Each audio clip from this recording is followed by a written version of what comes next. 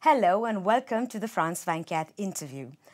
French President François Hollande is on his first state visit to a nation, and no, it's not China, it's the world's largest democracy.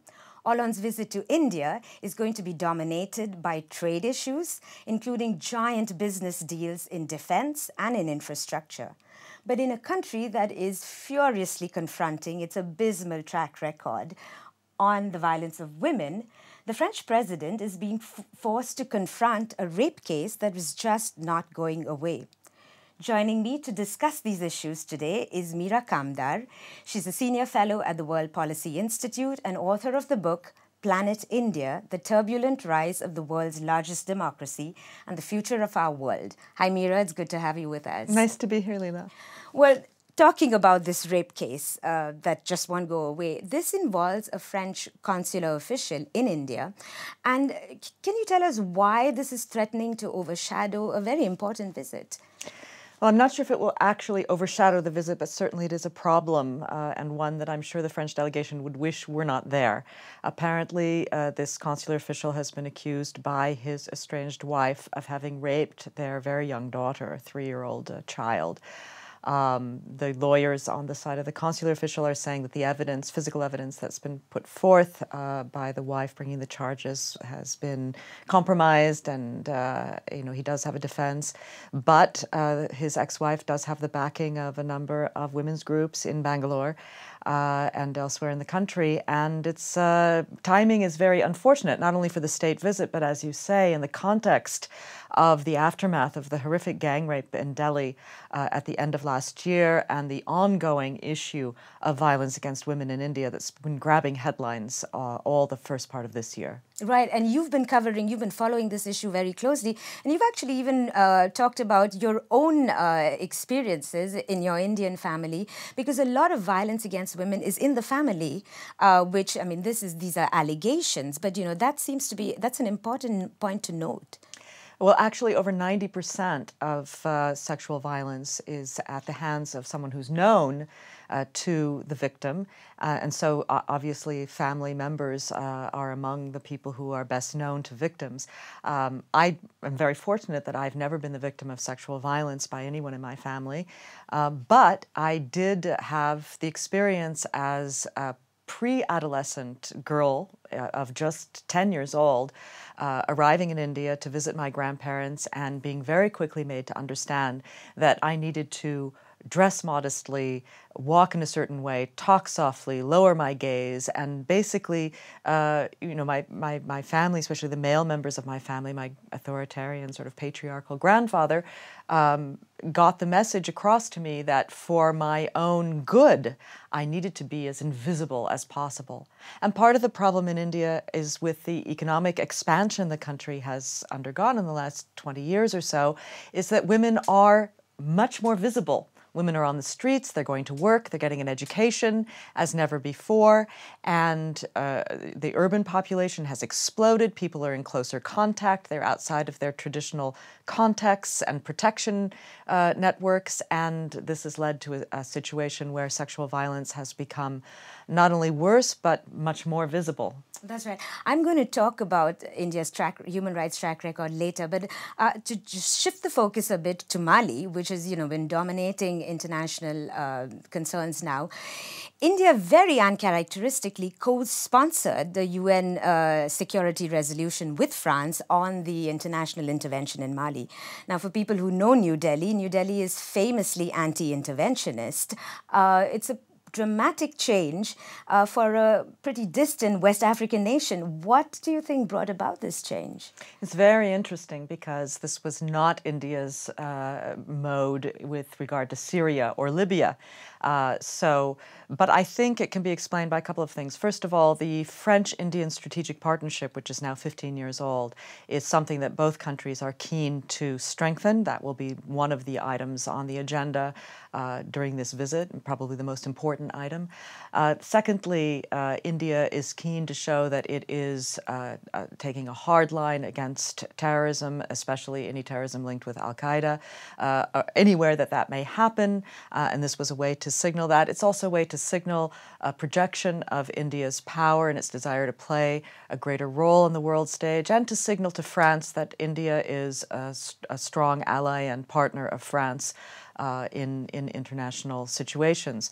Beyond that, we all know that one of the critical French interests in the region around Mali is the protection of uranium mines and the flow of uranium, and that with regard to Arriva.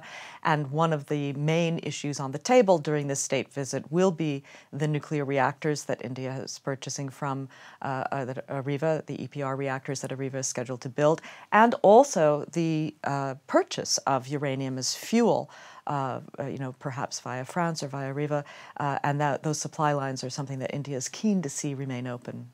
Right, interesting, because uranium comes from neighboring Niger in Mali, but the Arriva plant deal in Maharashtra, which is a western state, they've been trying to push this deal through for a couple of years, and it's faced stiff opposition from environmentalists. Is the French president's visit going to be able to nudge this any further? Well, it's certainly something that France would like to see move forward. There's been a lot of resistance, as you say, not just from environmentalists, but from the farmers and fishermen who are going to be displaced by this enormous project that's going to swallow up quite a few hundred of hectares of land along the coast of Maharashtra. Obviously, in the wake of the Fukushima tsunami disaster, this is right on the coast, there have been additional concerns about the safety of these reactors should something like that occur on that coast, or an earthquake. India is prone to earthquakes, so there are a number of really serious safety concerns. On the other hand, the Indian government is quite keen to push ahead on developing its civil nuclear capacity, and this is one of the showpiece projects in that drive. Gotcha. Another showpiece project, as you mentioned, are the French Rafale fighter jets. And we've been seeing a lot of that in Mali, which is almost like a serendipitous timing. When it comes to these very expensive jets, it seems like it's on the agenda for every French presidential visit. Do you think that this time around, and we're talking $12 billion, that we could see something moving on this deal? Well, apparently, and I can't confirm this, it's just something I read in the press this morning, India and France will not be actually signing the deal, which still has a lot of details to be worked out. The name Rafale will appear on the agreement in principle that they will be signing after each head of state makes his formal declarations. As a kind of, this is not binding, but it's a very strong sort of symbolic gesture to show that India is committed to proceeding toward clinching the deal, and that will be something that at least Hollande can bring back, that yes, this is on track. I understand that the French are hoping this will be signed by June. As you say, $12 billion, 126 aircraft, and now they're talking about adding 63 more to that. Now, the quid pro quo for India is it's only the first few of those aircraft that would be built in France. France would then help India build the manufacturing capacity and acquire the technical expertise and know-how to build the remainder 100 or more than 100 of these planes in India. So it'll be helping India to become a major military manufacturer itself. Right. And, talking about business, the French president is traveling with business leaders. But France does not seem to look like very inviting place for Indian business leaders, not after French industry minister told ArcelorMittal, whose CEO is Lakshmi Mittal, an Indian businessman, that he was not welcome in France. Are we going to see Indian investments in France? Well, there already are some Indian investments in France. Wipro has some investments. There are investments with the State Bank of India in the insurance sector, for example.